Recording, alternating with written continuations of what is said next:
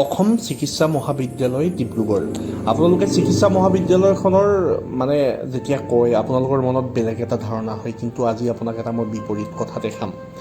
ইমানেই ডেভেলপ হৈছে অসম চিকিৎসা মহাবিদ্যালয়। মই আহিছোঁ SSB branch super speciality block, এইটো নতুনকৈ আৰম্ভ কৰা হৈছিলে। ইয়াত আপোনালোকৰ বিভিন্ন ধৰণৰ চিকিৎসা ইয়াত আছে, কেইবাটাও ডিপাৰ্টমেণ্ট। তাৰ ভিতৰত কাৰ্ডিঅ'লজি ডিপাৰ্টমেণ্টত মই গৈ আছোঁ। ইয়াত ইউৰ'লজি, শিশু চিকিৎসা, বিভিন্ন ধৰণৰ চিকিৎসা আছে। 5টা ফ্ল'ৰৰ এইটো এটা ব্লক হয়, আৰু ই কোনো নাৰ্ছিং হোমৰ লগত তুলনা কৰিব নোৱাৰি, কাৰণ এই গোটেই কেম্পাছটো বা গোটেই ব্লকটোৱে এয়াৰ কণ্ডিশ্যনেড হয়। নাৰ্ছিং হোমখনতো ৰুমবিলাকহে এয়াৰ কণ্ডিশ্যন থাকে, ইয়াৰ গোটেই কেম্পাছটোৱে এয়াৰ কণ্ডিশ্যনেড হয়। আৰু লগতে ছিকিউৰিটি আপোনালোকে দেখিছে। আৰু এইখন হৈছে প্ৰথম সোমাই আপোনালোকে ৰাইট হেণ্ডত চাব, যদি ইয়াত যায় কি কি বিভাগ আছে ইয়াতে দেখিব। ইউৰ'লজিষ্টো আছে, আপোনালোকৰ CT স্কেন, যিকোনো লেবৰেটৰী হওক, আপোনাৰ নিউৰ'লজিষ্ট হওক, সকলোবিলাক ডিপাৰ্টমেণ্টৰ আছে। লগতে CT স্কেনৰ পৰা আদি কৰি যিবিলাক পৰীক্ষা নিৰীক্ষা কৰা হয় সকলোবিলাক এই একেটা ব্লকৰ ভিতৰতে আপোনাৰ হৈ যায় সকলোবিলাক কাম। মই গৈ আছোঁ কাৰ্ডিঅ'লজি, আৰু আপোনালোকে সোমাই আহি দেখিব ইয়াৰ মই বাওঁ হাতে যোনটো হয় এইটো বাওঁ ছাইডে লেফ্ট হেণ্ডত দেখিছে। মই চিধা গৈছোঁ, কাৰণ চিধা লিফ্টটো হৈছে পেচেণ্ট আৰু এটেণ্ডেণ্টৰ বাবে। ইয়াত কোনো চিৰি আপুনি নাপায়, ইয়াত লিফ্টেৰে অহা যোৱা কৰিব। আৰু মডাৰ্ণ ধৰণৰ, অলপ মানে অত্যাধুনিক ধৰণৰ লিফ্ট লগাইছে ইয়াত আপোনালোকৰ ছুইচ টিপিলে লিফ্ট আহিব, খুলিব, সোমাব, মিউজিক বাজি থাকিব। লগতে আৰু আপুনি কোনটো ফ্ল'ৰ পাইছে সেইটো তেখেতলোকে ভইচ দি পিনে কয়, মানে যে গ্ৰাউণ্ড ফ্ল'ৰ বা ফাৰ্ষ্ট ফ্ল'ৰ বা ছেকেণ্ড ফ্ল'ৰ, ঠিক তেনেধৰণে কয়। ইয়াতে মই আহিছোঁ, মই লিফ্টত যাওঁ প্ৰথম। ইয়াৰ লেফ্ট হেণ্ডত যোনটো লিফ্ট আছে, মানে এটা লিফ্ট নহয়, লেফ্ট হেণ্ডৰ এটা লিফ্টৰ পূৰা 3-4টামান লিফ্ট আছে, তাত অকল ডক্টৰ আৰু ষ্টাফৰ কাৰণে সেইখিনি। আৰু এই দুটা লিফ্ট হৈছে পেচেণ্ট আৰু এটেণ্ডেঞ্চৰ বাবে।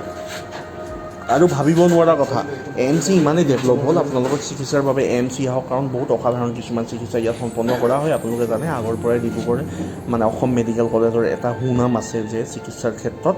আৰু লগতে ইয়াৰ যোনটো ৰিমেটলজি ডিপাৰ্টমেণ্ট সেইটোতো সাংঘাতিক ভাল হয়। গুৱাহাটী GMCHত নোহোৱা কিছুমান কামো AMCত হৈ যায়। আপোনালোকে কিছুমান ক্ষেত্ৰত গম পাব, কাৰণ মই নিজৰ পেচেণ্টৰ ক্ষেত্ৰতে গম পাইছোঁ। আৰু মই ইয়াতে আছোঁ লিফ্টৰ পৰা। এতিয়া আপোনালোকে চাউণ্ডটো শুনিলেই নিশ্চয় যে 3rd ফ্ল'ৰ বুলি ক'লে।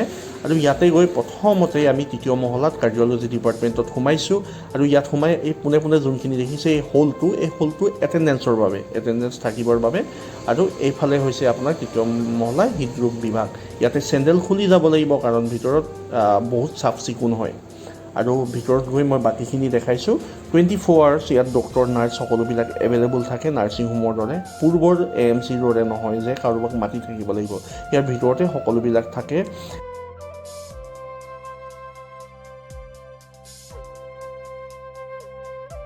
আৰু সকলোবিলাক ফেচিলিটি কোনো নাৰ্ছিং হোমতকৈ কম নহয়। আপোনালোকে বেডৰ ষ্টাইলখিনি দেখি গম পাইছে।